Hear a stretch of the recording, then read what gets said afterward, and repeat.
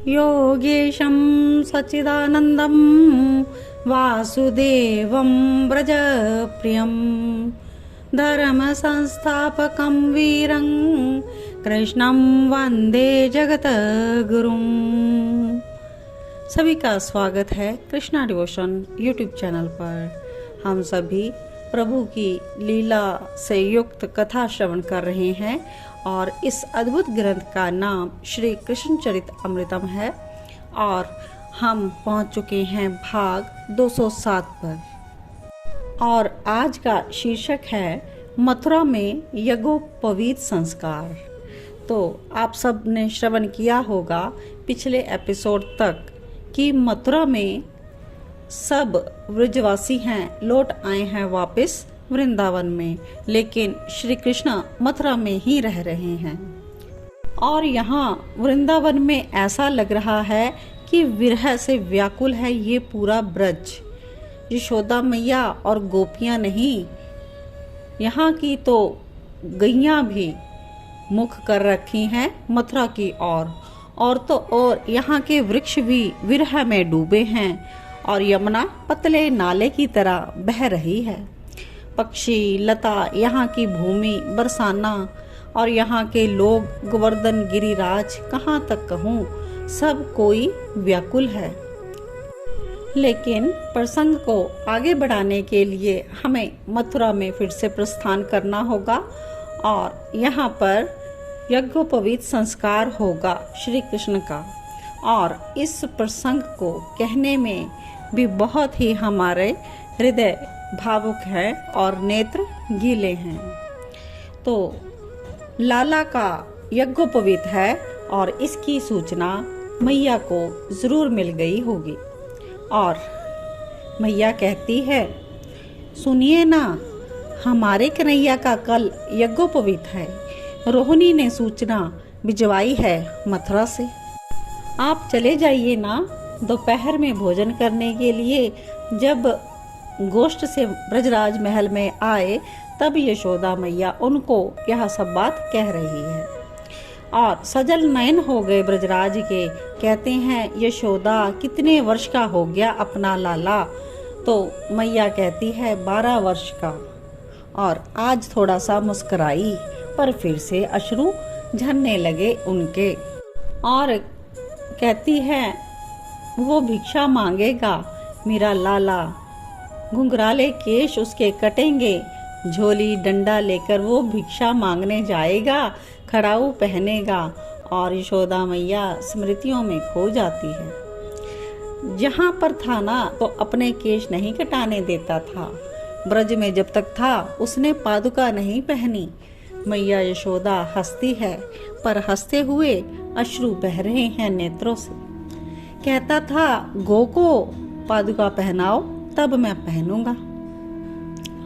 और अब वो पादुका भी पहनेगा, केश भी कटेंगे उसके, कैसा लगेगा मेरा लाला। और फिर यशोदा स्मृतियों में खो जाती है। ब्रजराज ने मना कर दिया, नहीं, मेरा मन नहीं कर रहा मथुरा जाने का। पर क्यों? आप जाएंगे, मेरे लाला को देखेंगे और फिर मुझे बताना कि मेरा लाला कैसा है। यशोदा, जिद ना करो, मैं नहीं जाऊंगा मथुरा। वहाँ सब वासुदेव और देवकी नंदन ही कहते हैं उसे। फिर पता है यशोदा, मुझे देखकर लाला को संकोच होता है मेरे जाने से वहाँ। मुझे अच्छा नहीं लगता उसे संकोच में डालना। वो बहुत व्यस्त है, उसको बड़े बड़े राजकाज हैं, वहाँ राजा लोग आसपास के आते रहते हैं उससे मिलने। पर यशोदा मैया को तो अपनी ही धुन है, उसकी घुंघराली अलके वो सब काट देंगे। यशोदा मैया अपने लाला के बारे में बस यही सोच रही है। आज भिक्षा मांगेगा, फिर उसको यज्ञोपवीत पहनाया जाएगा, गायत्री मंत्र की दीक्षा उसे मिलेगी। तो यशोदा मैया ब्रजराज बाबा से पूछती है, फिर वो गुरुकुल में रहकर विद्या अध्ययन करेगा या काशी जाएगा? ब्रजराज सहज ही बोलते हैं, देखते हैं वसुदेव कहाँ भेजते हैं उसे। मैया कहती है यहाँ भेज देना उसे पढ़ने के लिए। पर यहाँ कौन पढ़ाएगा, शास्त्रवेत्ता कौन है यहाँ पर? तो कहती है अपने ऋषि शांडिल्य, कितने विद्वान तो हैं, वो पढ़ा देंगे। अब कैसे समझाएं इस ममता की मारी को कि अब वृंदावन नहीं आएगा कन्हैया। इसकी बातें सब स्मृति में ही रह गई हैं। ब्रजराज यह सोच अपने अश्रु पोंछते हैं। आज वसुदेव जी आचार्य गर्ग की कुटिया में गए और कहते हैं 12 वर्ष का हो गया है अपना पुत्र ऋषिवर, अब यज्ञोपवीत होना चाहिए उसका, और 1 वर्ष बड़ा है बलराम। मैं चाहता हूँ दोनों का उपनयन संस्कार एक ही वेदी में हो जाए। आचार्य गर्ग ने पत्र देखकर दूसरे दिन का मुहूर्त निकाल दिया था। कृष्ण बलराम का यज्ञोपवीत संस्कार होगा। देवकी और रोहिणी के आनंद का ठिकाना नहीं रहा। यह सुनकर श्री कृष्ण और बलराम ऋषि का भेष धारण करके मुंडित केश हाथ में झोली लेकर जब भिक्षा मांगेंगे, ओहो हम क्या देगी उसकी झोली में, यदुवंशी नारियां सोचती हैं हम क्या दे सकती हैं उन्हें, या हम क्या डाल सकती हैं उनकी झोली में, त्रिभुवन के स्वामी को हम क्या दें। नारियां आपस में चर्चा करती हैं और आनंदित है कल को लेकर, क्योंकि कल श्री कृष्ण बलराम का यज्ञोपवीत है। और देवकी ने आवाज दी, रोहिणी रोहिणी। ये नेक्स्ट सीन है। पर एकांत में बैठी है रोहिणी। यशोदा जीजी ने आना अस्वीकार कर दिया है और भैया ब्रजराज भी नहीं आ रहे, यही सूचना आई है अभी अभी रोहिणी के पास।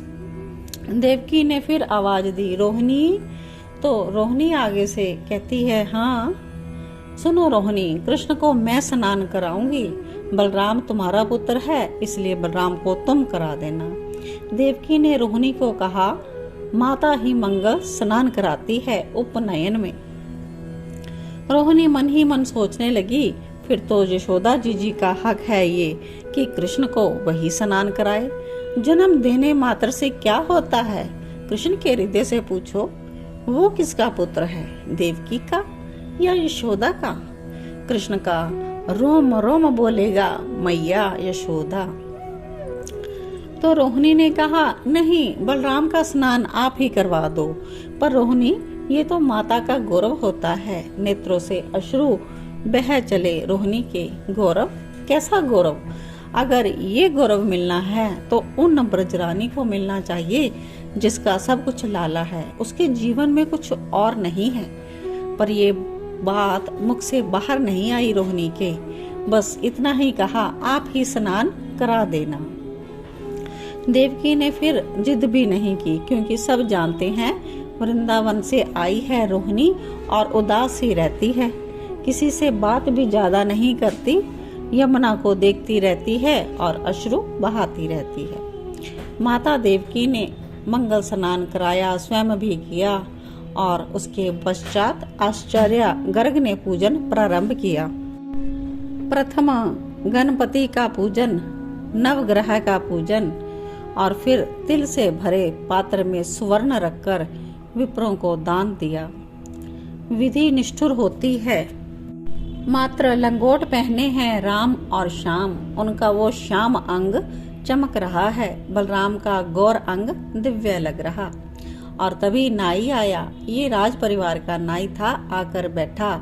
इसके सामने सिर झुकाए बैठे हैं त्रिलोकीनाथ। ओहो, इतने सुंदर घुंघराले केश, और मैं इन्हें काटूं, नेत्रों से झरझर अश्रु बह चले उसके, मुझसे ये नहीं होगा। रोने लगा नाई।